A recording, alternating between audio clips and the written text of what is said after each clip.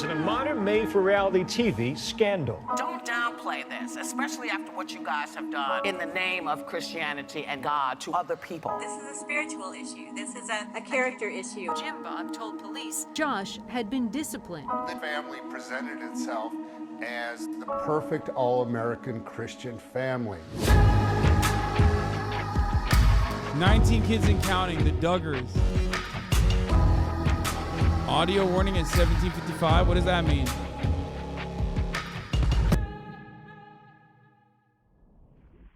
Let's talk about reality TV, more specifically TLC. Originally established as the Learning Channel in 1980, over the years TLC became the ultimate hub for the most strange, shocking. It never stopped being the Learning Channel, okay? It teaches people so many things. We've learned so much from the Learning Channel. Shocking and disgusting forms of television. Oh my God, including the Cussy episode. Who could forget? Oh my God, Jabri, friend of the show Jabri, starting off strong, literally showcasing the Learning Channel's absolute fucking best. The best of the best, dude. Wow. Wow. Incredible. You could ever be so unlucky to witness. I love sniffing and chewing dirty diapers. It has to have pee in it. Whether it be My 5 Wives, Buying Naked, or the 90-Day Fiance universe, my inches are where it counts. I personally can think of no better way than to end my day with a nice cold beverage and a brand new episode of Cougar Wives. See, over time, TLC discovered... Yeah, there was a car rapist. Man, we have watched so much weird shit on this fucking broadcast, dude. When I think about, like, God damn, we had the 90-day arc, we had the car pussy arc. Yeah, there was a car rapist. That's like not even a joke. That's actually unironically not a fucking joke, dude. Like literally. I mean, and throughout all of those fucking years, dude, at the top of the hour, there was a 3-minute ad break, and all of you that subscribed were able to watch it uninterrupted. You know what I mean? Whether it was the Depraved World of the Duggars, or if it was any number of different things that we were watching on the Learning Channel, you were able to get a wall-to-wall, uninterrupted broadcast experience by subscribing for $5 or for free at the top of the fucking hour. Now, of course, there were other methods like getting gifted a sub as well. But unfortunately, to all the plebs who are not subscribed, you will be going to the Shadow Realm, a.k.a. the ad realm right now for 3 minutes. Let's continue. For the catering to audiences' morbid curiosities is what would ultimately benefit their bottom line the most. The truth is that TLC will broadcast just about anything without a second thought as long as it gets ratings. But this story King Ghidorah, thank you for the 5 get the subs. Family out of northwestern Arkansas, a popular reality TV show depicting Arkansas Jimbo Notion, Michelle Duggars' mention. journey in raising a grand total Hellbender, of 19 Angela Brooke, thank you for the 5 get the subs. Allowing 10 people to no longer see the ads. Principles. Over the 8 years they spent on Wait, hold on. HasanAbi reacts to Strange Love, My Car Is My Lover documentary. That was a year ago, dude. 1 year. Casprite, thank you for the 5 gifted subs. Imam in London. Thank you for the 5 gifted subs. Imam in London. My lord, dude. A whole ass year has passed since we watched that fucking depraved shit, dude. Cable TV, the Duggars not only broke records in terms of ratings, but became a spiritual icon for all to bear witness. Growing up in a Christian household myself, I actually spent a fair bit of time watching them with my family. Even at 11 years old, I was never the biggest fan and thought they were a little odd at times. Oh, man, good job. But back then, my underdeveloped child Katiti, brain thank you for had the no 5 subs. real reason to suspect anything more sinister was at play behind closed doors. HasanAbi, That thank you is for the 5 until gifted a subs. series of scandals that rocked not only the entertainment world, but the spiritual community as well. A disruptive wave of rumors, negative media attention, and poor crisis management that ultimately ended with the oldest sibling, Josh, being found guilty of some of the most detestable crimes imaginable. unimaginable, going from an ideal picture of American purity to now serving a 12-year sentence in federal prison. Join me as we look back at one of the most disturbing timelines in entertainment history and comb through the many Matt Walsh did defend this guy, by the way, famously. missteps that allowed a monster like Joshua Duggar to get away for so long. Jaubrey with the beats. But first, a word from today's sponsor, Bespoke Post. Being one of my channel. You may have one or two siblings, but could you imagine having 18 brothers and sisters? No. Well, that is part of the reason America became so intrigued with the show 19 Kids and Counting. Jim. I think part of it is because, like, as Americans, we are all pieces of shit, right? Like, straight up, let's call a spade, okay? We're all pieces of shit, okay? In many respects. We're just, like, overall kind of bad people, okay? And one of the things that pieces of shit love to point to is, like, people who are somehow even bigger pieces of shit than they are. So I think that's why we love this kind of television, where we're just like, it makes us feel a little bit better about ourselves. When you watch the Duggar family, you're like, well, they're fucking freaks, but, like, I'm totally normal. Miss Melzy, thank you for the 5 get the subs.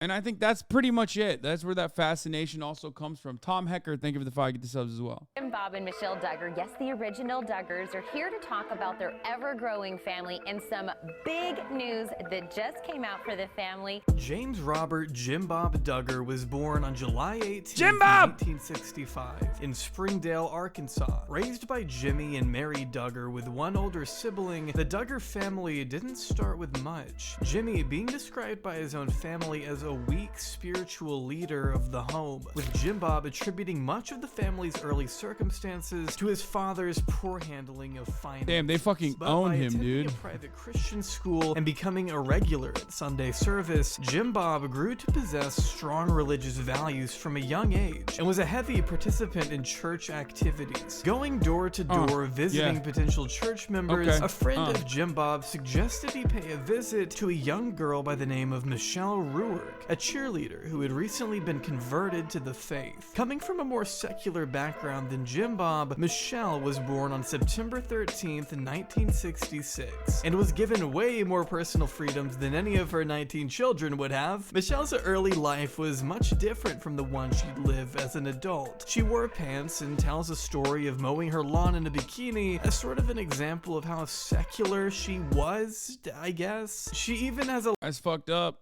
Jesus won't forget that. You're going to hell. Lesbian sister who she no longer associates with. No idea why that may be, though Michelle once enjoyed regular childhood activities and friendships around the time Jim Bob came knocking at her door. After leaving her house for the first time, Jim Bob said a prayer and later claimed it was love at first sight, while Michelle didn't even remember the encounter. They were actually going on church visitation, and from the moment I saw her and heard her talk, she was just such a sweet girl that at that point I prayed that she could be mine. I don't remember that first meeting. But that's okay, because the two would have another chance to get to know each other when 17-year-old Michelle applied to work at a yogurt shop where Mary Duggar was the manager. Jim Bob was finally able to invite her to a high school banquet, and the two discussed the Bible for hours that night. Before long, they began dating and officially got married in July of 1984. Early into their marriage, the Duggars were actually less traditional than you may think. Unlike today, the Duggars once watched TV and even used birth control at one point, getting off the pill to have their first son Joshua before switching back onto the pill and getting pregnant again, this time resulting in a death. Wait, did you say so he groomed her? Got it? Wait, wasn't he also like fucking 19? What do you mean? Pretty sure he was also a kid, dude. They were like the same age. Like they went to the same high school, man. Calm down. Like, no, he's a piece of shit for other reasons, okay? Devastating miscarriage. And I ended up getting pregnant. He wasn't even 17, he was 17, 18. While on the pill. And we ended up losing that baby. And at that point, we were so grieved about this, and we asked a doctor. Which is also grooming, of course. See, the irony of like talking about grooming while we're talking about the Duggar family, when you're hyper focusing on the 17 to 18 problematic age gap, you're kind of like casting a very wide net on a group of individuals who actually did do some really fucked up shit. You know what I mean? That wasn't it though, you fucking idiot. That wasn't the thing that was like problematic. But you'll see what the problematic stuff is. Doctor, and he said, yes, sometimes a pill will allow you to get pregnant, but then it can cause a miscarriage. And as we started studying the Bible, and the Bible says that children are a blessing and a gift from God and a reward from Him, we just really felt like that we need to give this area of our life to God. Attributing the tragedy to birth control, the Duggars swore off contraceptives altogether and began having baby after baby after baby after baby. And another one, and another one, and another one, and before we knew it, we had so many little ones and just two of us, and I think we began to go, oh my, what did we get into? It got to where Michelle would be giving birth every 18 months on average. Despite the plentiful health concerns, Jim Bob and Michelle had decided the number of children they'd have would be left up to God Himself. A philosophy in line with something called Quiverful, a theological movement that encourages women to bear as many children as they physically can. The name Quiverful coming from Psalms 127, which reads, "Behold, children are a heritage from the Lord. The fruit of the womb is a reward. Like arrows in the hand of a warrior, so are the children of one's youth. Happy is the man who has his quiver full of them." While it's more of a movement than a religion, those that follow Quiverful think of having kids as building God's army. They put heavy emphasis on traditional family values and reject much of the secular world. Women are never to disobey their male authority figures and should always support them no matter what. Even Michelle herself has gone on the record saying women should always be available for sex, even when they're tired. While the family themselves reject this label, many still categorize the Duggars as Quiverful anyway, considering their track record of historically supporting the Christian patriarchy group Vision Forum, attaching a link to quiverful.com on their website, and having cited the aforementioned Bible verse as to why they have so many children. But maybe the semantics don't matter as much, because all you need to know for now is that Jim Bob and Michelle were building a massive family under God. And after having 12 children by 2002, it was safe to say Michelle had her hands full in the house, especially with Jim Bob away working a full-time job in politics. And Michelle would have days where she would call me and say, I'm just overwhelmed, the house is a mess, I can't get anything done. And it was very overwhelming. See, starting in 1999, Jim Bob was a proud member of the Arkansas House of Representatives, serving as vice chair of the Judiciary, House Corrections, and Criminal Law Subcommittee, which is really not what we're here to focus on. I bring this up because in 2002, Jim Bob decided against running for re-election of his House seat to instead pursue a position in the United States Senate, where he and his many children would be famously photographed on their way into the polls on Election Day, when he lost to incumbent Tim Hutchinson. So, Jim Bob's political career kind of fell flat after that election, but that's okay, because thanks to that viral photo, a brand new opportunity was waiting right around the corner. And this is James Duggar, and this is Justin. You say hi? And bro, that fit is, see, that's what I'm saying. See, that is right. That's what you're looking at, Trackcast, okay? Being a track cat is not about getting fucking turf bangs after you graduated from Juilliard and smoking cigarettes and fucking, saying that women belong in the kitchen. That's some real fucking track cat shit right there, okay? You're a goddamn pilgrim at that point. You're churning butter, baby. That's what you're doing, okay? Women should be seen and not heard. Women should be barefoot and pregnant in the kitchen shit, okay? They're not on fucking TikTok. And I'm Jim Bob, and this is my wife, Michelle. Welcome to the Duggar home. Catching the attention of television producers, TLC's sister company Discovery reached out to the family to shoot a 40-minute TV special. Your parents wanted to be them? What the fuck? Why? That's so weird. I don't understand why anybody looks at this fucking thing and goes, man, that's me for real. Oh, man, I really want that. That's what I want for myself and my family. Like, that's very strange, dude. Pregnant again. Airing in 2004, the documentary explored the unorthodox methods Jim Bob and Michelle used to raise so many kids under the same roof, highlighting the specific day-to-day struggles the family faced. Things like long lines to the bathroom, how they prepared so much food, and how they delegate various chores to each child. As you'd expect, what I don't understand ever with these like groups of people, what the fuck, I hate when I do this. Oh, there it is. What I don't understand with these groups of people is like, how are they making money? Like, how did he make enough money? Like, what is Arkansas that cheap to live in that you can have 18 little shits and just fucking still operate? Like, I don't get it. I don't get it. I don't understand. I never understand that. Every single time we watch a fucking TLC show on here, I'm always like, how the fuck does this guy have a house? Okay? Like, half of the dudes that are on TLC, first of all, they don't make a lot of money off TLC, for the record, especially in the first season. They're getting paid like $500 an episode. But like, all these fucking like dating, 90 Day Fiance motherfuckers, like, they always have like a house. And it's so strange because it's like, but you don't do anything. And you're out of your fucking mind. Like, how do you have like a consistent job that you're like paying for your house and you got no house payments? Like, what the fuck? Where's the income? I don't understand it. Extremely orderly, keeping tabs on every child's tasks with this giant chart and making sure that everybody pulled their weight, so to speak, by implementing a buddy system. As Jim Bob and Michelle couldn't be around every child all 18 kids, a massive tax refund every year. Man, that doesn't matter, dude. The income alone to fucking keep afloat 18 children is like not enough. Okay, you could pay zero taxes. Okay, he's already in Arkansas. You know what I mean?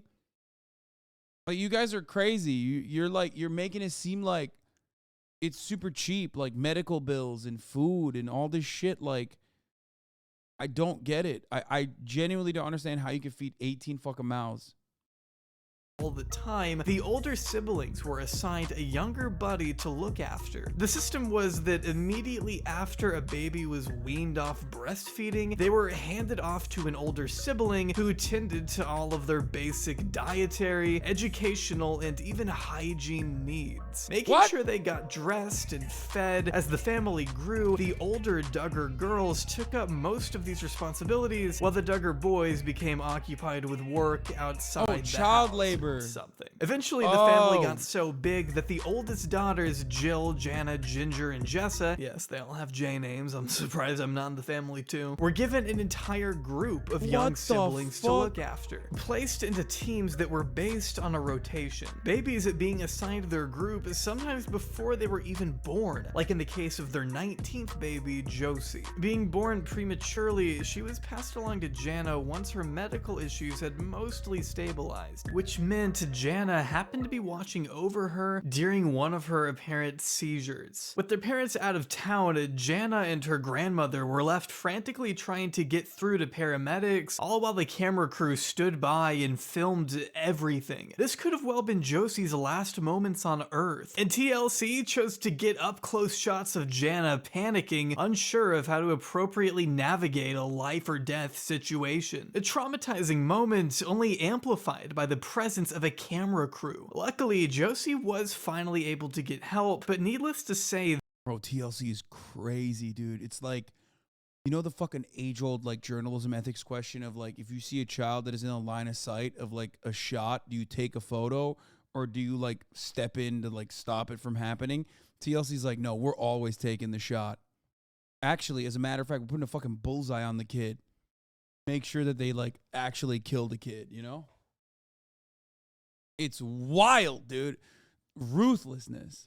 This is all a lot of pressure to put on one family member who isn't certified in dealing with such medical emergencies. It's this kind of built-in exploitation on top of an already questionable buddy system that's garnered plenty of rightful criticism online, with some pointing out the negative implications of siblings being required to parent each other through a process commonly known as parentification. Now, I am by no means an expert on the subject, but certified psychotherapists like Mickey Atkins have gone into detail explaining the various downsides and long-term effects of assigning adult responsibilities to children. Very common for children who were parentified to grow up and become adults and then realize that there's a lot of identity development that didn't happen, to have this moment of like, oh, I don't really have an identity of my own, and like I don't really know what I like or what I'm interested in. I never got the chance to explore those things because I was so busy being a surrogate parent to somebody else. And I think there really is,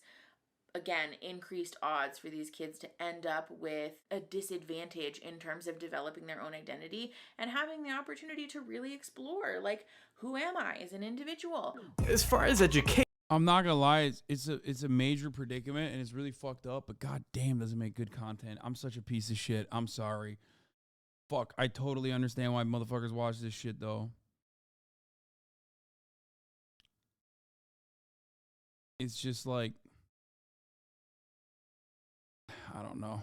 Education goes, the Duggars homeschool each and every one of their kids under what's known as the Advanced Training Institute, or ATI. Established by Bill Gothard in 1984, the ATI is an offshoot of the Institute of Basic Life Principles, or IBLP, which, trust me, we'll definitely be getting into a little bit later. All you need to know for now is that the ATI is basically a homeschooling curriculum that uses random cherry-picked Bible verses to teach reading, writing, and math, which are all included in these helpful little pamphlets called wisdom booklets. These booklets that you can freely access yourself online contain teachings on how to dress modestly, how to style your hair, the sinful act of winking at people, and stop modestly.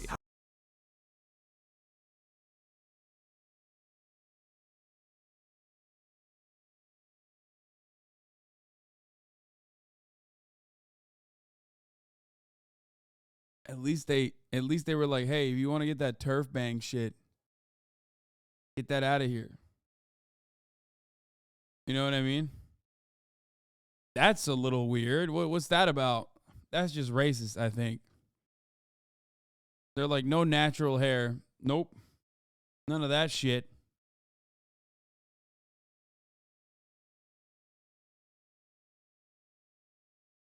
Notice how it's only sinful for the female to wink? I mean, yeah, there are definitely fucking double standards. I'm beginning Chatter, who just joined just now, I'm beginning to sense a double standard between the way men and women are being handled in this Christian cult. Guys, I don't want to make any irrational decisions here and pop off, but like it kind of feels like it's giving anti-women. How to style your hair, the sinful act of winking at people, and of course, one even attempts to explain why God allows sexual assault to happen by blaming the victim. To Gothard, assault happens as a result of immodest dress, indecent exposure, being away from parents, or being with evil friends. These educational principles are crucial in understanding the Duggars' traditional lifestyle. We don't want to stir up. Okay, I'm beginning to think that they're definitely a little anti-feminist, I think. Desires, different things that cannot be righteously fulfilled. Where the girls don't wear pants and are encouraged to keep their hair long for the Lord. Even the men are required to dress modestly, with the entire family wearing pants to a marathon. You could pick out our boys pretty quick because our boys were the ones in pants and everybody else had shorts on. The family doesn't watch. What? Like when you're doing athletic shit, you still need to wear pants? What the fuck is that? That's weird, bro. That's a weird thing. That is a weird thing. TV, which is ironic because duh. And as musical as they are, provocative dancing is something to be cautious about. We try not to shake body parts around. There is no alcohol in the Duggar household. Tattoos and piercings are off limits, and as you can imagine, premarital sex is heavily frowned upon, just like front hugging and kissing, which are reserved for when you tie the knot. Did you say at some point that you'd practiced with your hand? So I was thinking, you know what? I wonder what it feels like. So I practiced on my hand. I think practicing on my hand was just to see what it felt like. The Duggars also don't exactly date, they court, which means all— Wait, front hugging, so does that mean back hugging is allowed? Like, what the fuck does that mean? So you can hug someone from behind? What?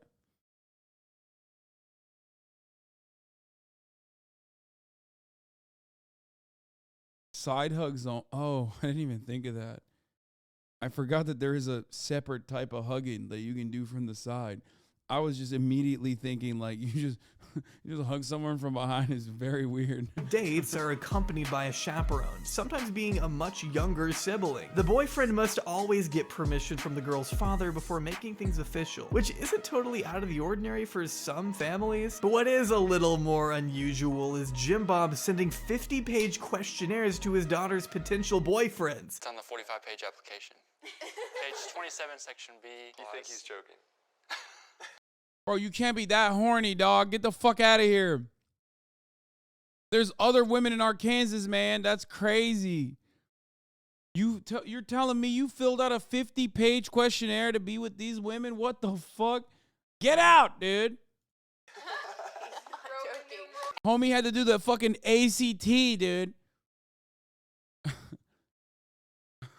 What did you have to study for it? He had to like do after school programs to make sure he could date the Duggar family daughters. Everybody did the 30-page questionnaire. I'm sorry, wait a second. Jim Bob made you guys fill out questionnaires that He were... is not kidding, yes. Yes. They did. I got sent a 50-page questionnaire. I sent it back at 105 pages. These strict guidelines. Okay, that's fucking insane. Like, especially because like those dudes look like they'd be the hottest dudes in Arkansas. Like, I think they were just like in it for the clout, maybe. Like, there's no fucking way, you know? They just wanted to be on TV, probably, right? How Mr. Beast met his new girlfriend? Jimmy was coming down to South Africa with Logan Paul, Casey Neistat. They had a video they wanted to film in Antarctica. They had to cancel the video and stay. Is this person... Wait. Mr. Beast has a girlfriend? In South Africa a little bit longer. So obviously that's where I am. Logan forces Mr. Beast to go out for the night, and Mr. Beast goes out into the wild, into a club, and they're just sort of chilling there, and one of my friends stumble upon them. And I said, okay, I will leave the house. I'll join you guys for a quick coffee. If I must. Yes, if you force me to. I was also very curious. Like, I knew of Mr. Beast. I knew the great things he was doing. So I got there and he was super nice. Very down to earth. I thought I was boring him. But anyway, I got home and I got a DM from him, and he decided to come back a second time to South Africa, this time to visit me instead. Why is his girlfriend... He has a girlfriend? I did not know this. But why the fuck would his girlfriend call him Mr. Beast? That's kind of weird. What the fuck? Mr. Riz. Yeah, dude. That's the international Riz. He made her do a questionnaire? Wait, really? Lines are used to promote a higher standard for romantic relationships, especially when it comes to sex, which the Duggars have always spoken pretty candidly about, with some of the daughters even alluding to the night their brother was about to have during his wedding. He's gonna have love marks all over, but he won't mind. What? In a particularly strange and uncomfortable moment, one of their non-religious cousins, Amy, even attempts to teach Josh how to kiss just hours ahead of his honeymoon. It's your first kiss, so like... What? I need to give you some pointers as far as what to do. Yeah. Since I've kissed a couple of boys in my lifetime. It was all weird when it first aired, and it's especially weird now, knowing the full context of Josh's... Bro, that's like, this is a porno. Yo, why are all the most religious motherfuckers like also the craziest, dude? I mean, this is like, there's no fucking way, dude. There's no fucking way. The unsavory history. But for like, she just went, I'll teach you. It was a bad cut though. It cut to illegal Riz again. Oh, and knowing the full context of Josh's unsavory history. But for TV networks, the weirdness made for great entertainment. So Discovery.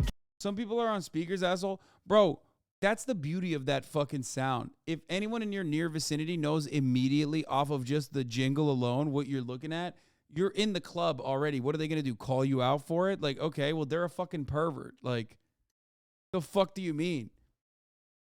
That's just a self-report. Oh, your mother is near? Oh, she's going to know what that jingle is? Okay, well, you know, that's awkward for you for multiple reasons now. Really?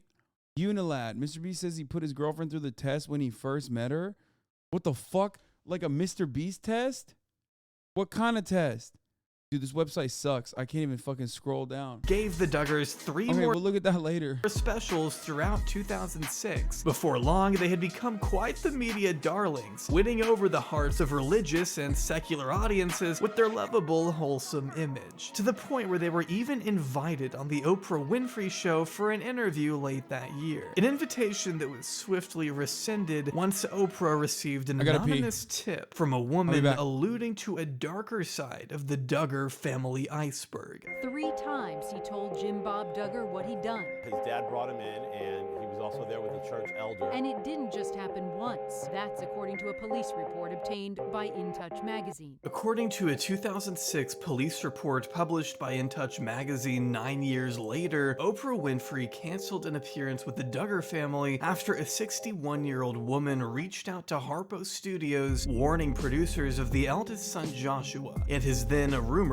track record of abuse within the family's own home. The studio's response was to contact the local authorities, who opened up an investigation, interviewing several family members that December. While Jim Bob did everything he could to protect his son from questioning, Springdale police still conducted interviews with several other key family members. The timeline, as documented by authorities, began in March 2002, where the police report indicates that Jim Bob, or James as written in the document, was first approached by one of his daughters who accused Josh of touching her inappropriately while she slept. An accusation that, as the report outlines, Jim Bob did nothing about. Not until several months later, when Josh came forward himself and confessed to his father what he had done, confirming the allegation made by his younger sister. It was here that Jim Bob was said to have disciplined Josh on his own terms. What that means exactly, I'm not sure. But it's important to note that he still refused to contact the police or anyone outside of the family for that matter. As far as we know, Jim Bob remained dedicated to keeping this a family secret at all costs, even if it meant Josh's behavior would continue, which it did. As the report goes on to state that Jim Bob was made aware of several more incidents of Josh fondling a young victim as he read to her on his lap, the police report confirming 4 of Josh's 5 victims to be his little sisters, who had an age range of 11 to 5 years old at the time of the incidents. A 5th victim was understood to be a family friend. Bro, that is fucking insane. Like, I walked away to take a piss, and this dude has done, like, literally the worst sex crimes that you could possibly do. Like, literally, what the fuck? Why did you walk away? Man, I didn't fucking know this was the point where he was going to start talking about this shit. It's fucking insane.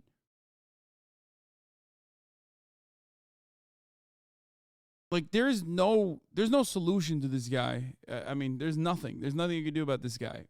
Straight up.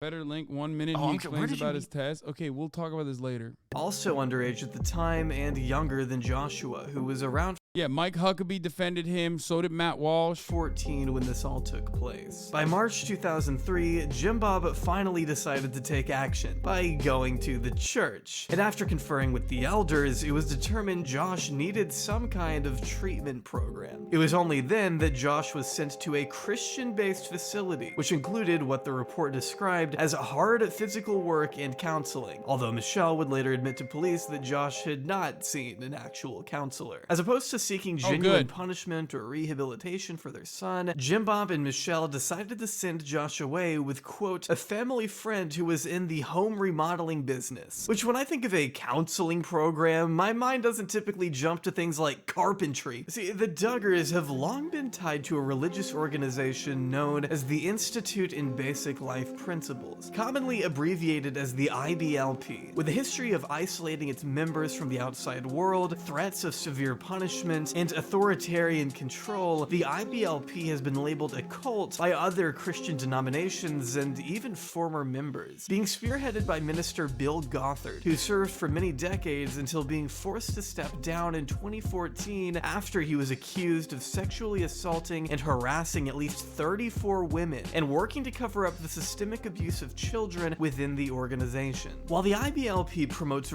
Bro, when a fucking Christian leader is forced to step down, know that like the amount of fucking rape that they did is so biblical that like even the church is like, bro, come on, you gotta fucking chill out, dude. Holy shit. Like, it's like a cop killing too many black teenagers. You know what I mean? It's like, it's a part of the job description. You're most likely not going to get in fucking trouble, but like you've done it so many fucking times, like that they have to write you up at that point. Like, that's insane.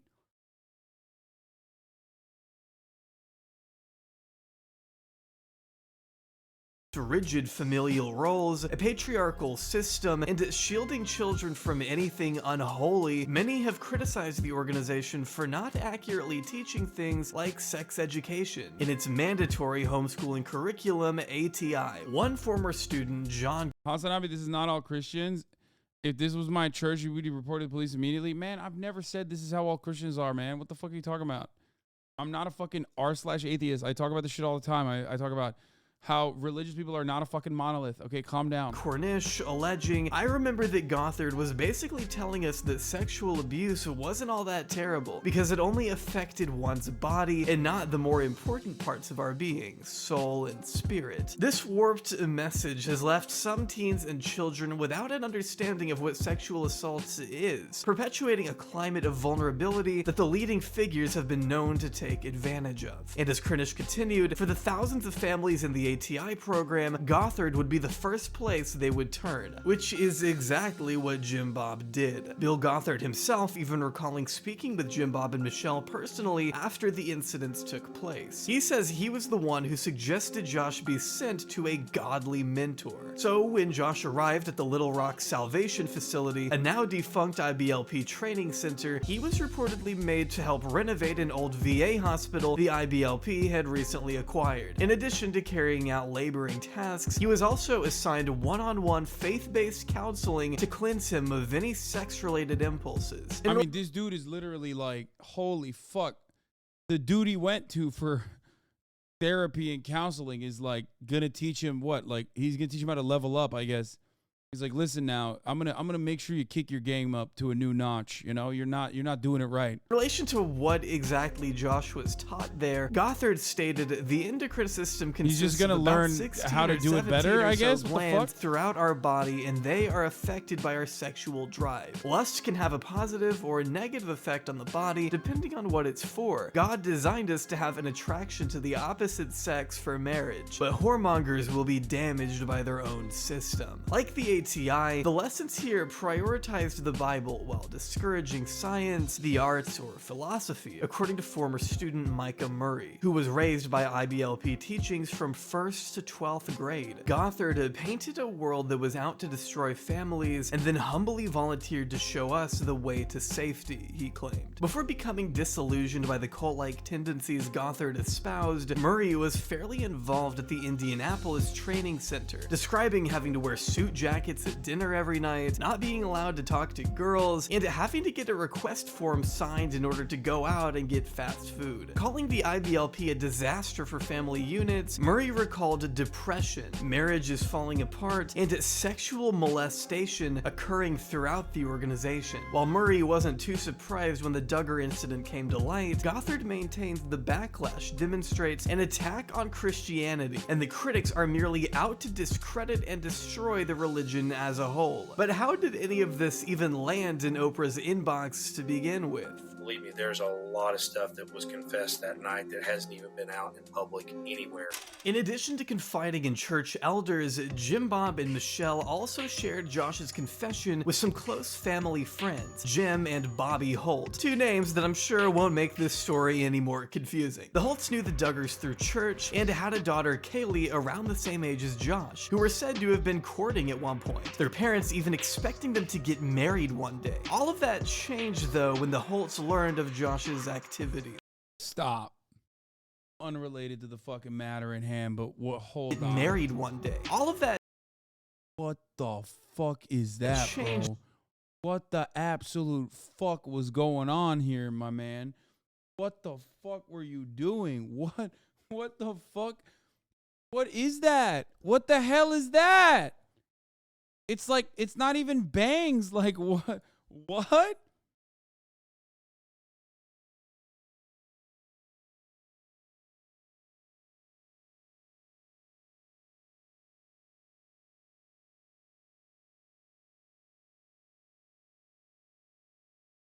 You may know us from our recent testimony against our former best friend Jim Bob Duggar to ensure that justice was served for those most vulnerable among us. We are not strangers to taking tough stands. We have found Brian King to be a man to take those tough stands too.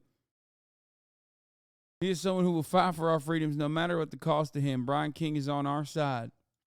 Though, when the Holts learned of Josh's activities, cutting off their relationship with the family right then, as Bobby would later testify in court. At the time, Josh's abuse didn't reach others within the church, though, until Kaylee wrote a private letter to her favorite author, detailing what she had overheard from Jim Bob and Michelle. Although she didn't end up mailing the letter, she did end up placing it in a book that was later lent out to a fellow church member. And that is how everything leaked. The information causing a divide within the congregation. Some church members took the Duggars' side, while others were appalled at what they considered. That is some old school ass shit, bro. That is crazy. They're like literally in the 17th century still, like in every way. That's crazy that she. What? That's an insanely considered to be irresponsible handling of a serious crime. Though it's worth noting that Jim Bob did go to police after Josh returned from his little 3-month IBLP vacation, after Joseph T. Hutchins gave Josh a, quote, very stern talk in 2005, he refused to press charges, letting Josh off the hook easy as long as he promised to be good, I guess. Which we know how that ended. To make matters worse, by 2006, the statute of limitations in Arkansas had already expired, supposedly, and Josh was let off the hook yet again. Oh, what's that? You're wondering what happened to the state trooper? Arkansas, you think we care about statues? Only statues we care about is statues of heritage, not hate, brother, okay? Yeah, he was arrested and convicted of possessing child porn himself, sentenced to 56 years in jail for very similar charges Josh would later face. So that's... Who isn't doing this in the state? What's going on, man? What the fuck is this? What the fuck is happening, dude? Kind of what we're dealing with here. Back in the early to mid 2000s, though, rumors of Josh's behavior were starting. Arkansas chatters, get out if you can, man. Holy fuck, dude. To reach more people. First members of the church, then Oprah, then surfacing on early discussion forums online. All while the Duggars were given season after season of their own show by TLC, growing their brand and becoming a prominent staple in the spiritual landscape. People close enough to the family definitely knew of a secret, yet Josh's past remained nothing more than hearsay until 2015, when the Duggar family empire shattered. I'm Josh Duggar, the oldest of 19 kids and counting, and welcome to the Duggar home.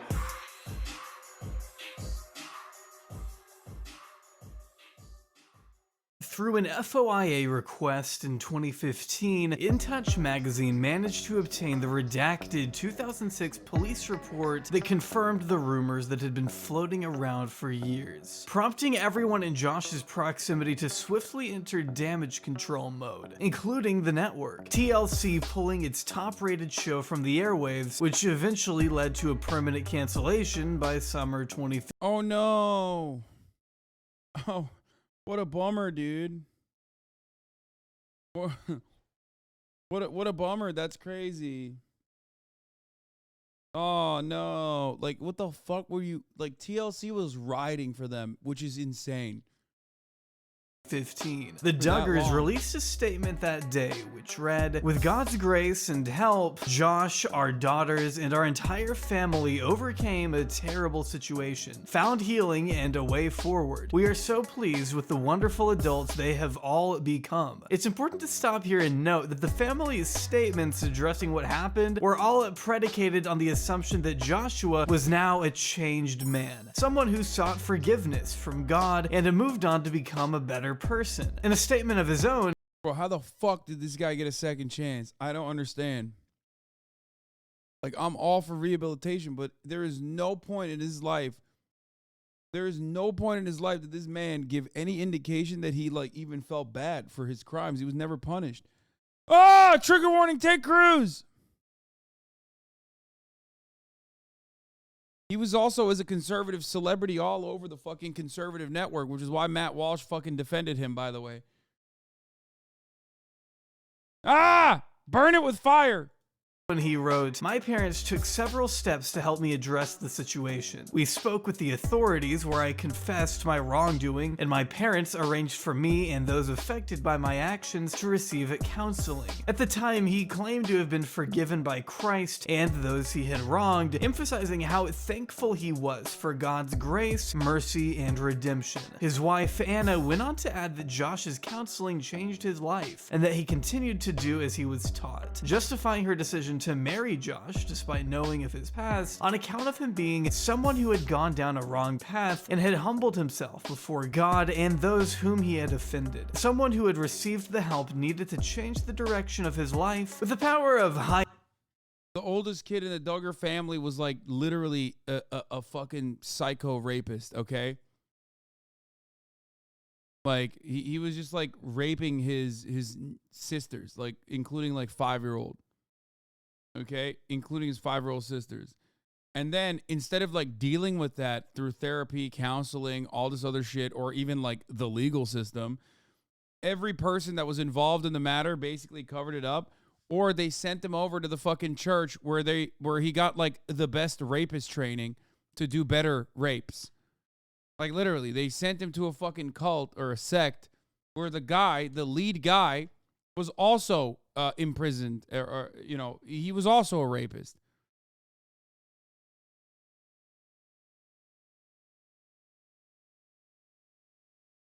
Hindsight, of course, you and I can obviously see the unfortunate aging of these statements. But at the time, his healing was a sentiment being echoed not just by him and his wife, but even Jim Bob and Michelle, who sat down with Megyn Kelly for an exclusive interview on her former Fox News show in. This is what I don't understand. Why are they like rehabilitating this family's image too? Like, what the fuck? What is the problem? Like, what is the fucking problem with media that they're just like, we gotta have these guys? Like, there wasn't another fucking insane family with like maybe 15 children. Like, you had to go with the 19-child family. Like, there's plenty of Jim Bobs out there, you know, but they were like, nope, this is the one. We gotta make sure this family is the one that we defend.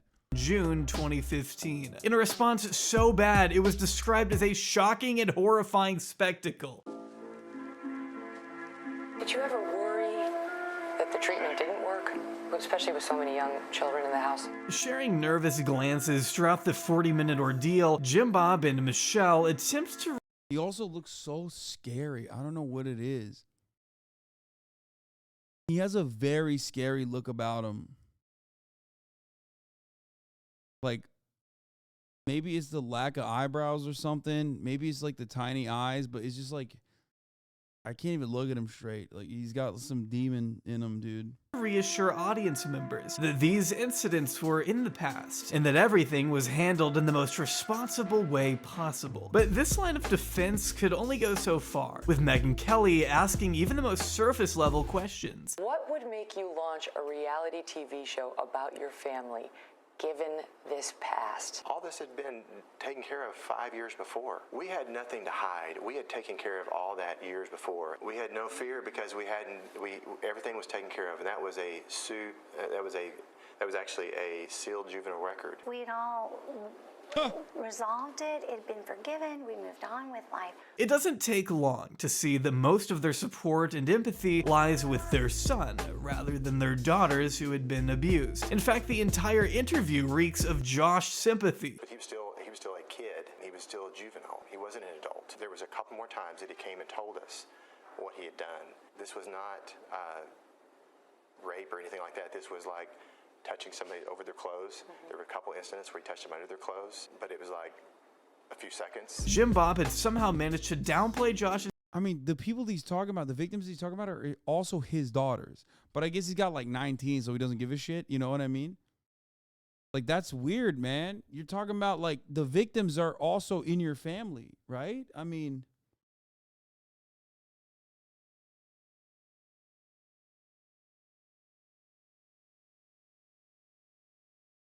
his behavior, claiming he said he was just curious about girls, and that he had gone in and just basically touched them over their clothes while they were sleeping. Before continuing, the first thing was to protect the girls. But keep in mind, it took 3 separate incidents for Jim Bob and Michelle to actually do anything. And even that was just sending him to a Christian getaway camp run by this creep. And this is not like a licensed therapist. It's somebody, a Christian-based... Christian-based, but I tell you what. Treatment facility. It really had a huge impact on his life. When Megan asked why police weren't involved from the start, Jim Bob responded, "As parents, you're not mandatory reporters. The law allows for parents to do what they think is best for their child." Continuing that as long as he was right with God, we felt like the last jurisdiction of who he needed to make things right with was the law. To a lot of people, Bro really hit him with the fucking, well, you know, it's fine, it's legal. Which it isn't, by the way, but... really seemed like they were willing to do anything to put the comfort and security of Josh over their other children getting the justice they deserved. Some of the other steps taken by the Duggars seem to involve not letting the boys babysit alone, or not allowing kids to play hide and seek by themselves, which is just sad and doesn't really indicate to me that Jim Bob or Michelle ever had a ton of confidence that their son had truly been fixed. The parents had continued to downplay Josh's activity by specifying his victims were too young to understand or even remember what happened. Michelle remarking he knew that it was wrong, but they weren't even aware. To them, they didn't probably even understand that it was an improper touch, which, I don't know, it doesn't exactly sound as good as you think it does. You were in the news for making a robocall that suggested transgender people might want to go into the bathrooms of locker rooms of girls, and that... Oh, come on. Oh my God, I'm gonna lose it. It's literally always this, dude. It's like, these are the motherfuckers who talk about grooming, dude. They're like, oh, if you're gay or if you're queer, you're grooming the children if you're around them. It's like, bro, you literally are oh my God. Oh my God. Oh my fucking Lord, dude. It's always the same shit, dude. I swear to God, these motherfuckers are always just projecting. Except it's not even projection because, like, they literally don't think what they're doing is grooming. That's the worst part about it, is that, like, they just don't think. Like, they're literally, you know, oh, we're pro-life, we're godly. What we're doing is actually good and just. That they may be child molesters. Michelle is eventually asked about a particular robocall she had recently made calling trans women pedophiles for wanting to access women's restrooms and locker rooms. I'll play it here, but just know there is a trigger warning for hateful language. Hello, this is Michelle Duggar. I'm calling to inform you of some shocking news that will affect the safety of Northwest Arkansas women and children. Yeah, Michelle Duggar. I'm Michelle Duggar, am on the loose, and so is my oldest child. And that's why you should hide your children, because I'm Michelle Duggar, am coming to get them. Okay? Bye. Children. The Fayetteville City Council is voting on an ordinance this Tuesday night that would allow men, yes, I said men, to use women's and girls' restrooms, locker rooms, showers, sleeping areas, and other areas that are designated for females only. I don't believe the citizens of Fayetteville... They hit the transphobia meta 8 years early. My friend, that meta never went away. It just became more popular. Like, that meta had always been in existence, but people were more preoccupied with, like, shitting on gay people because it was acceptable to shit on gay people. The only reason why they started hitting the fucking trans meta harder is because it became unacceptable to shit on gay people. So all the people substituted their, like, homophobia to exclusively transphobia. That's it. Transphobia was always the meta. It was just like, it was not even like thought about as much because most people were preoccupied with like homophobia because that was what their main concern was. But yeah, homophobes are of course always transphobic too. Would want males with past child predator convictions that claim they are female to have a legal right to enter private areas reserved for women and girls. I doubt that Fayetteville parents would stand for a law that would endanger their daughters or allow them to be traumatized by a man joining them in their private space. We should never place the preference of an adult over the safety and innocence of a child. Parents, who do you? Megan accurately pinpoints the optics of this message when considering the predatory past of her own son that she herself had tried to hide, which just leads to a bizarre transphobic tirade from Michelle that gets interrupted by her husband giving us the Webster's definition of a pedophile. I think that protecting young girls and not allowing young men and men in general to go into a girl's locker room is just common sense. But this is different because you injected child molestation into it. I think you actually said pedophile in that, and actually a pedophile is an adult that preys on children. Joshua was actually 14 and just turned 15 when he did what he did.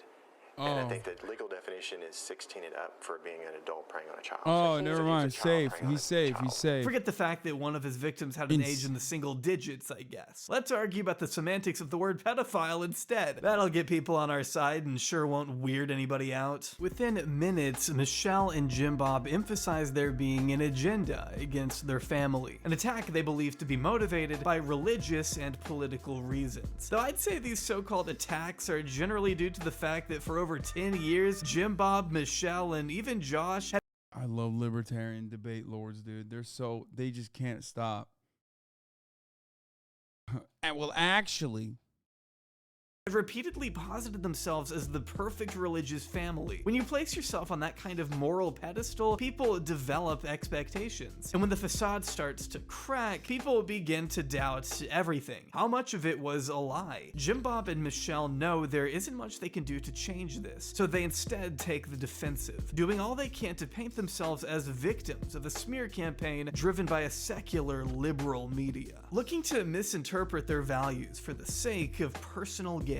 The Duggar parents clearly want justice to be served, just maybe not when it means consequences for Josh. Our family is just trying to regroup from these attacks, and when you're in every newspaper and everything throughout the world, I mean, it's been an unprecedented attack on our family, and it was actually— this information was released illegally. Another part of the Duggars' defense at this time had to do with whether or not the police report in question was released illegally. Michelle even insisting her daughters were more victimized by the publication of these documents than Josh's own actions. That breaks my heart for my girls because I think this is such a horrible— they've been victimized more by what has happened in these last couple of weeks than they were 12 years ago because they honestly— they didn't even understand or know that anything had happened until after the fact when they were told about it. The Duggars were still determined to prove that the information came out in bad faith. And there's definitely a point there to be made, as no victim should ever be forced to share their story because of a tabloid leak. Jill and Jessa having their trauma aired out on such a public platform with no warning is entirely unfair. But it also seemed like Jim Bob and Michelle were more concerned over the leak itself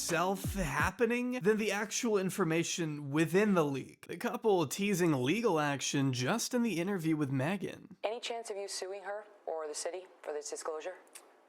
Yo, why the fuck do the Balenciaga, pedogate Andes focus on shit like this? It's always these motherfuckers that are like, the LGBT are being gay around your children. That's grooming. They never fucking care about this shit, dude. It blows my mind. Like, this is actual fucking pedophilia, child predation, all this stuff. It just, it doesn't. We're talking to some attorneys about that right now, and we'll see. It's also worth noting here that the 4 affected daughters did go ahead and sue both Springdale and Washington County officials in 2017, in a case that was dismissed by a judge earlier this year after ruling the sisters had, quote, not presented any direct proof or reasonable inference that officials had revealed private facts about the victims. Since the documents published to In Touch redacted the relevant names and information of any minors, the release was legally protected by the Freedom of Information Act. Though that's not to say they were wrong in feeling violated. Jessa and Jill still deserve to have their day in court, as they went on to do their own interview with Megyn Kelly, separate from the parents. They don't have a right to do this. This isn't, we're victims. They can't do this to us. And yet they did. And they did. Trying to put myself in their shoes, I can't imagine what it must have been like to relive their trauma on a national stage without any foresight or preparation. By portraying these events from their own perspective, they also provide a glimpse into how the Duggar parents have treated their daughter's abuse from the beginning. That it was all nothing more serious than innocent curiosity, and that boys will be boys. It's unfortunate to think this mindset is drilled into kids' heads at such an early age. It downplays what victims go through and prevents Josh from actually getting what he deserves, while not addressing the problem and only keeping the cycle of abuse going. Jill later blaming her brother for allowing his victims to defend him while hiding even more sex-related secrets from the family. Which leads us into the next Duggar scandal, as things weren't about to get any easier for Josh. By August 2015, a hacking group by the name of the Impact Team claimed responsibility for a cybersecurity breach at Ashley Madison, a dating site specifically marketed towards those looking to cheat on their partners, promoting extramarital affairs and secret flings with the tagline, "Life is short, have an affair." The data hack resulted in the information of up to 38 million members being leaked publicly online. With so many people being exposed, it was only to be expected for some celebrities to be named too, the biggest of which being none other than Joshua Duggar. The extensive media coverage to follow only prolonged the Duggars' already nightmarish summer by reporting on the nature of Josh's extramarital activities, which had been hidden from even the family up until this point. Gawker publishing evidence of a credit card belonging to They're about to be like, you know, the child predation is one thing that I can forgive, but cheating on your wife, now that's unholy, okay? We got to do something about that now. Like, now that right there is unholy and unacceptable. You understand me? Ashley Feinberg, by the way, going crazy. Joshua J. Duggar, with a billing address that matched the home of his grandmother, Mary Duggar, in Fayetteville, a house that had been repeatedly shown on their TLC program, also where Josh's wife Anna had given birth to their first child. It was reported Josh had paid a little over $1,000 for 2 separate Ashley Madison subscriptions dating from February 2013 to May 2015. His second account being linked to his own home in Maryland, where he spent his time lobbying against gay marriage, conveniently enough. Apparently he was too busy worrying about 2 dudes kissing to focus on preserving the sanctity of his own marriage. He's a good man. He's a good man. He was just trying to make sure the gays were spared, brother, of the treacherous nature of gay or straight marriage, okay? He was just trying to say, listen, if you don't get legally married by the state, you can cheat all the time on your wife or your wife husband. Even funnier is it would seem on his second account, he paid an extra $250 for an affair guarantee membership package, which meant that if you had not had an affair after 3 months of using the site, you'd get your money back, which is so deplorable. Brilliant. That's brilliant, though. That is brilliant. That's, you know, you got to get your money back, dude. What do you mean? I really can't even put it into words. The leak also contained the turn-ons and preferences he included in his profile. And after doing some more digging, spectators were also led to this OkCupid profile that matched both the email. This motherfucker was also catfishing, dude. Your hairline don't look like that. You don't have that body fat percentage, you motherfucker.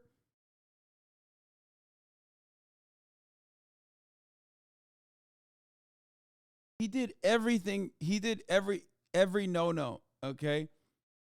Including choosing your fake name to be Joe Smithson.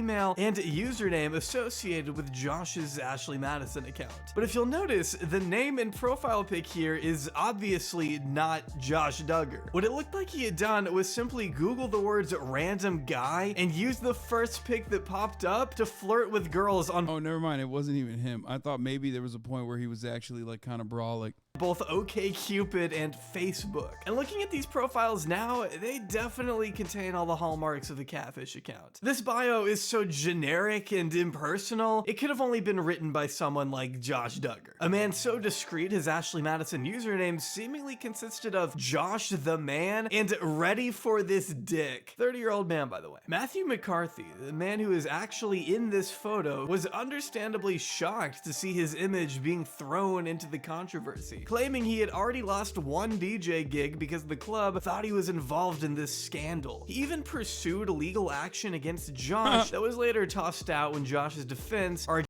I mean, he does kind of look like him if he wasn't so fucked looking. You know what I mean? That's like non-inbred Josh Duggar in a weird way. I mean, sucks for that guy, but like also it's so funny that he just kind of looks like hot Josh Duggar.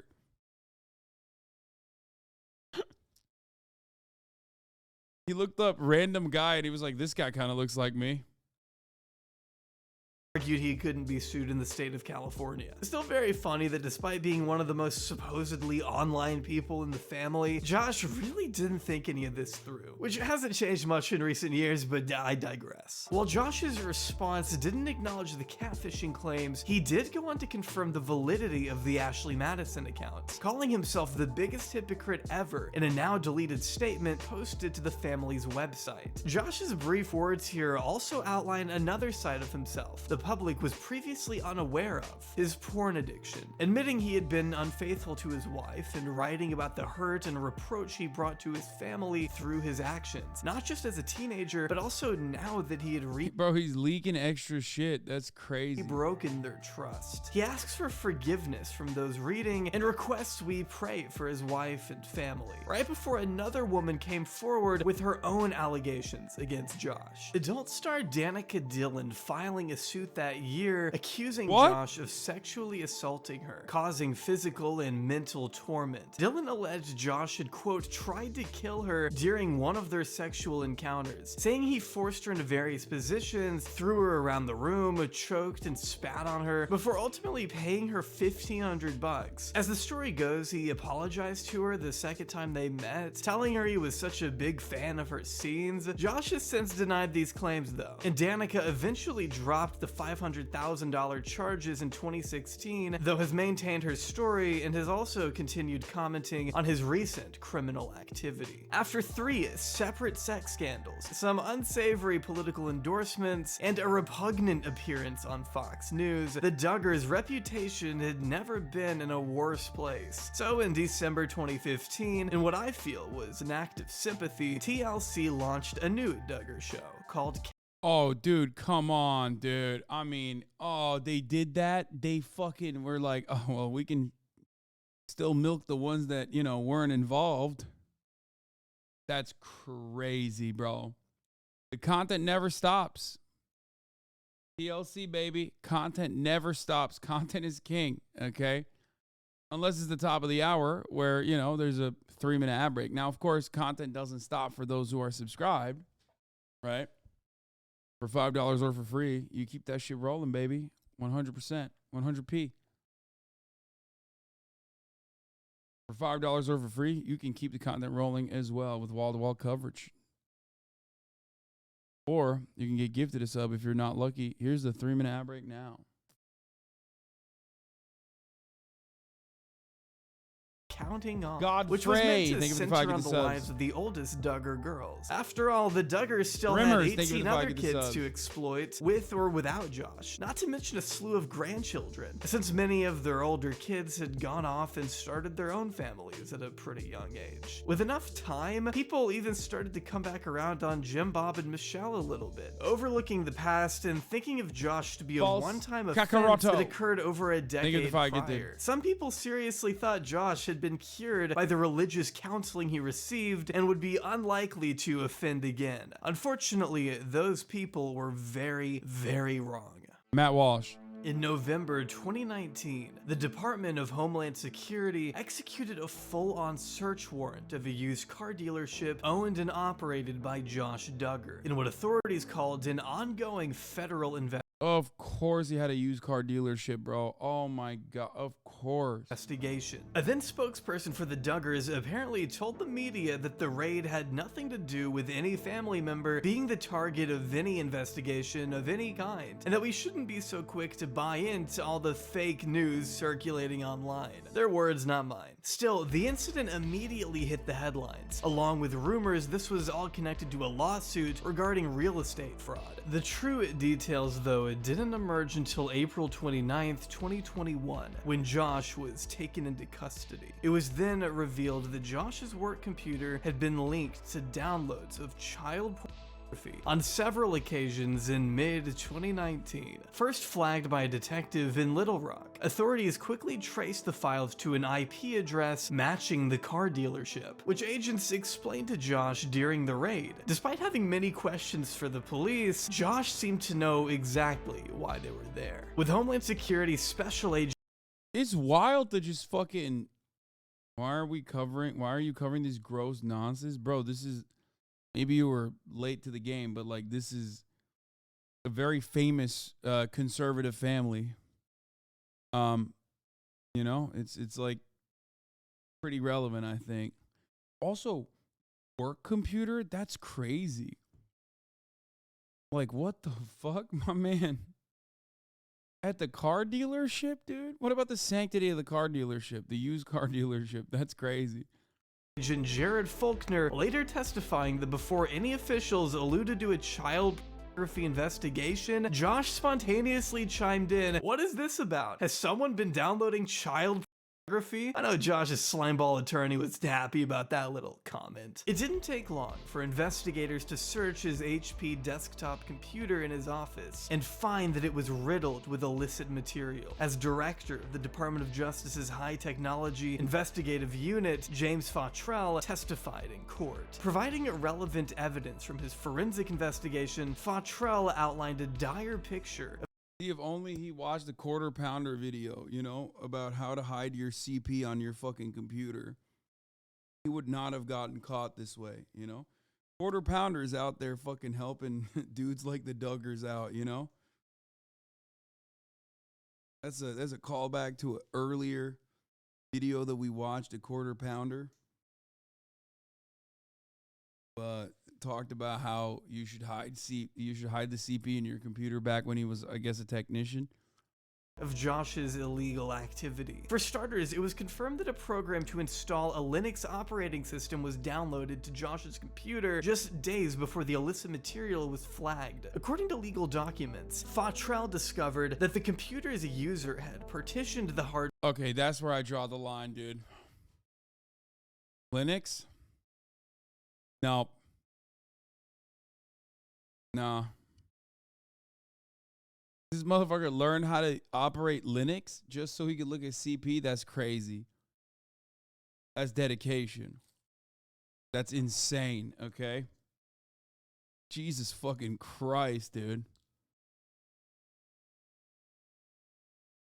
Hard drive in two sections. One side of the hard drive was the business side of the computer, which was said to load up Windows 10 like normal and handle all of the dealership's sales. It was the main part of the computer, and it's also where a program called Covenant Eyes had been installed, which according to Insider is designed to monitor the internet activity of people with pornography addictions, sending internet usage reports to an accountability partner. which in this case happened to be Josh's wife, Anna. This is why Josh needed the partition. As court records documented, the other side of the hard drive appears to have been set up for the purpose of downloading and viewing child pornography. This side booted up to a Linux-based operating system that was locally installed on the computer. No, this motherfucker actually learned how to use Linux just so he could look at CP, dog. That's crazy.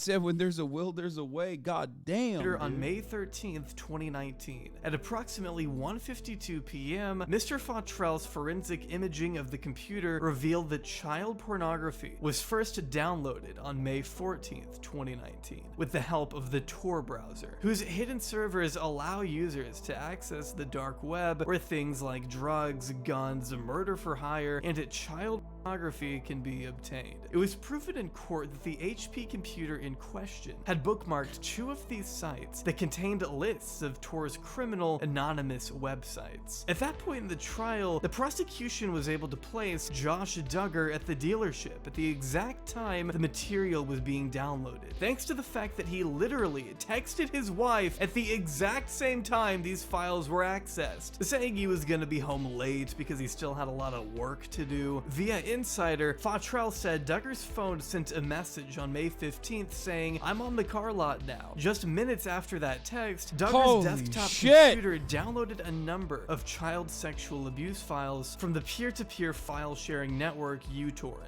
So Josh's own text messages made it pretty hard for his defense to haphazardly shift blame onto another employee who must have been trying to incriminate Josh, which officials were quick to dismiss early. So yes, Josh was more than happy to let an innocent coworker face 40 years in prison if it meant this motherfucker used uTorrent, dude. What the fuck?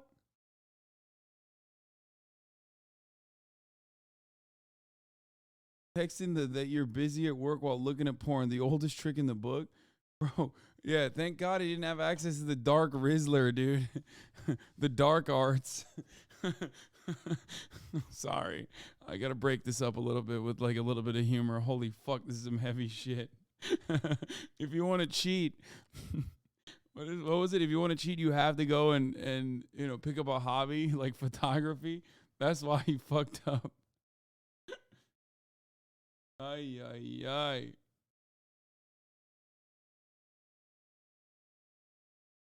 And he could get off scot-free and spend more time with his family, where he'd still be in active danger, as prosecutors had no problem. What was bad about uTorrent?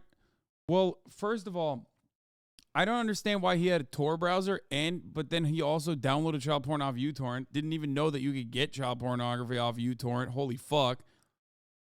That's the part that I don't understand. Like, uTorrent is BitTorrent, uTorrent, all this shit is like literally for you know, it's basically for movies and shit. uTorrent is just a client? Yeah, but like, oh, you find the torrent links on the dark web and then he moves it over to uTorrent, but it's still, what the fuck? It's like peer-to-peer sharing of CP. Like, that's insane. You could like, I don't know why I thought there would be like a more sophisticated way to like distribute that kind of information, considering that it's like insanely illegal. You know what I mean? It's like pretty fucking trackable, right? Like, you're literally on the other side. You're like basically doing, I mean, you're sharing CP. No, you don't. Lamau, BitTorrent is totally public. It reveals our IP. It defeats the point of using the dark web if you do that. That's what I'm saying. Your ISP can see your download history with torrents. Yeah. He used the anonymous tab. He would have never been caught. Wait, what? How do you know this, chat? What do you mean? Everyone in this chat at a certain point is like downloaded fucking movies or you know, like a video game or some shit off of a torrent service. Yeah, I mean, I've literally gotten fucking flagged by my ISP in the past for downloading movies and shit. Like, where I got like a letter in the mail saying what I'm doing is illegal.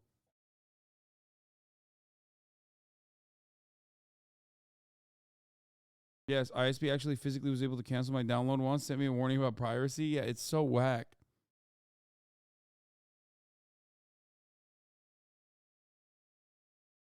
This guy learned Linux torrents and didn't even learn how to use a VPN. I don't think you can hide it with a VPN, to be honest. I mean, I don't know. I don't know how that works. I mean, at a certain point, it's like you're most likely getting it from a federal agent. It's the FBI is the largest like trafficker of CP on the planet.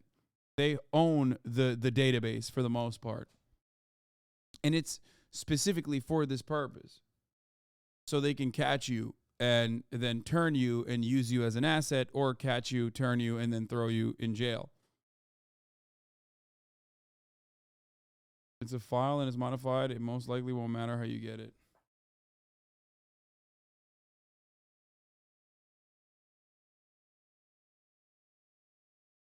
This kid I knew had his laptop subpoenaed by Verizon for downloading too many movies. So glad that scumbag is off the streets. Yeah. Yeah, they took him down, dude. Thank God. Proving without a shadow of a doubt that Josh Duggar had been the individual downloading and opening these files. As investigators testified in court, a hard drive was found with remnants of over 100 images of child abuse material, along with several videos in what Agent Faulkner referred to as the worst of the worst child abuse material he had ever seen in his career as a hardened federal agent who's required to review this kind of stuff for a living. After 12 years of work and over 1,000 cases, Faulkner considered Josh to be one of the absolute worst offenders. The prosecution also used Director Fautrell's testimony to build their case, as he has cited evidence of Josh streaming and or downloading the most notorious videos out there, including titles such as Pedo Mom and Daisy's Destruction, which depicts the torturing of an infant. What the fuck? They have titles, dude? What the fuck? Yo! Volcano, volcano, volcano, volcano, volcano, volcano, volcano. What the fuck? To be the most offensive content he had ever seen in his career. A lot of the material contained girls between the ages of 5 and 10, an age range that some of his own children are in. The word sickening doesn't go far enough in describing the kind of person we're dealing with here. Despite several letters written to the judge by Josh's parents, wife, and in-laws pleading for a softer sentence, these words were ultimately overlooked when Josh was sentenced to 12 years and 7 months in prison, just one day after Josh's failed attempt to overturn the guilty verdict on account of insufficient evidence. Unfortunately for Josh, the evidence proved more sufficient than his laughable defense of trying to throw his own colleagues under the bus. While it may have been delayed for almost 2 decades, Joshua Duggar finally met his long overdue fate and will be spending over 150. That's crazy. This motherfucker gets 12 years, but if you get hit with a third strike, you're in perma jail. Like, if you're rich enough, if you're coming from a family that can like protect you for long enough, you can literally avoid getting any strikes on your fucking record, and you only go to 12 years. You only go to jail for 12 years when that's your background. That's crazy. The American criminal justice system is fucked, dude. It is fucking insane. 50 months in federal prison. Even then, when he does get out, he'll only be allowed to see his 7 kids in the presence of an approved list of supervisors. All to say that life for Josh as he once knew is effectively over. Prosecutors writing at the end of the trial that there is simply no indication that Duggar will ever take the steps necessary to change this pattern of behavior and address his predilection for minor females, indicating that the pattern of abuse Josh has expressed for all these years has in no way changed or been appropriately corrected, leading anyone to wonder just how different things could have been. Welcome back. We're here with Josh Duggar. You were work with FRC, so tell us a little bit about what's happening here with the Values Voters Summit this week. Well, we're extremely excited to have, really what I think has been called the premier conservative event in the country. And it's basically people coming together, a lot of people of faith, and people that understand what made America great and what's going to continue.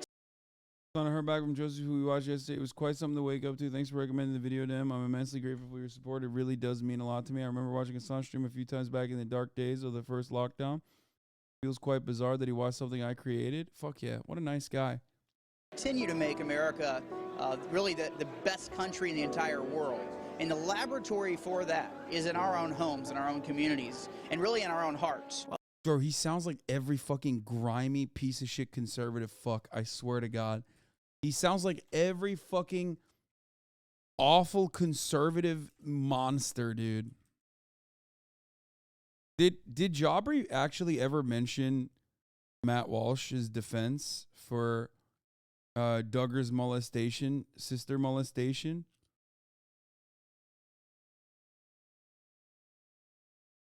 Because before Matt Walsh led anti-trans, oh, he did? Oh, yes, he keep watching? Oh, okay, because While I don't think Josh's spirituality is the reason he did what he did, it's clear to me the culture surrounding Josh and his parents allowed him to get away with it for far too long. Jim Bob neglected to contact outside authorities several times, all while his daughters continued being abused in their own house. And the belated treatment Josh did receive just wasn't enough for him to break such a deplorable cycle, finally landing him in jail where he belongs. I can't help but think this could have gone differently had his behavior not been repeatedly excused and downplayed by his parents and even political allies of the family, with former Arkansas Governor Mike Huckabee, who defended the Duggars in 2016. You don't know what those parents did and how they worked to try to take care of their entire family. And conservative blogger Matt Walsh even using the story as an opportunity to slam progressives as being the real hypocrites, writing, "Let me be honest with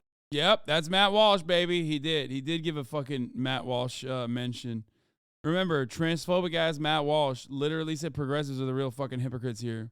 If my own son, God forbid, came to me and admitted to doing what Josh Duggar did, I don't know that I'd immediately run to the cops. Would you? Is it really that simple? The decision to have your child arrested as a sex offender would be an automatic thing for you? Really? It's this kind of dismissive language that both invalidates victims of child sexual trauma and allows their abusers to continue down a path of destruction. What's possibly more disturbing than anything is this excerpt from a 1990 ATI lesson booklet detailing the story of a young boy who abused his younger siblings, in which the boy blames his behavior on a lack of moral purity and the immodest nature of his siblings even. The excerpt reading, "My younger sisters used to wear dresses often, but as they were young and not aware of modesty, they did not behave in them as they should. Little people do not realize their nakedness right away." While this is— Oh my god, dude. It's just so much fucking evil in the world, brother. That is holy shit. It's just one of thousands. Bro, how the fuck do you slut shame a baby, dude? How do you victim blame a fucking baby? That's like I don't think even 4chan is that fucking deprived. You know what I mean? Like, there's a lot of weirdos. There's a lot of like incels and shit. They're crazy and they're violent. They have violent psychotic tendencies and whatnot. But like, that is an insane thing to say. Oh my god. Thousands of documents to come out of the ATI program over the years, it certainly echoes a familiar sentiment we've heard from the Duggars. Throughout years of Duggar family controversy. Why are people saying volcano? It's just that old meme. Countless mistakes could have been avoided. Mistakes that ended up perpetuating a cycle of abuse, affecting countless people by proxy. Jim Bob and Michelle, though, seems to care more about their family looking like stars on TV than actually addressing the real issues at the root of their household. It all comes down to maintaining an image of purity above all else, even when real criminal activity can be found lurking behind the scenes. Placing yourself on a public pedestal despite knowingly protecting a criminal in your own family is bad enough, but it's tempting to paint yourself as a beacon of spirituality in the process is even worse. As much as I know the Duggars will probably try to continue existing, conservatives have so many like people like this in their fucking ranks that just kind of get forgotten. You know what I mean? All the while, they're all like pointing to fucking liberals and Democrats as being like pedophiles and groomers and shit. It's crazy. In the public eye, the fact remains that they've already shown us exactly who they are when the cameras are off. Keep on, keep running.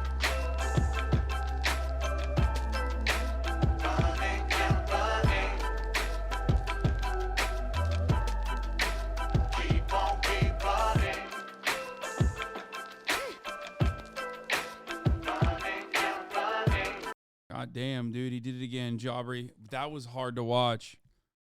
I'm not gonna lie, that was fucking insane. Do the Cult of Elon Musk. We already watched it. That was so good. I don't even know what the fuck to say about that. I do want to see this. How Mr. Beast met his new girlfriend. Oh God, that one was so.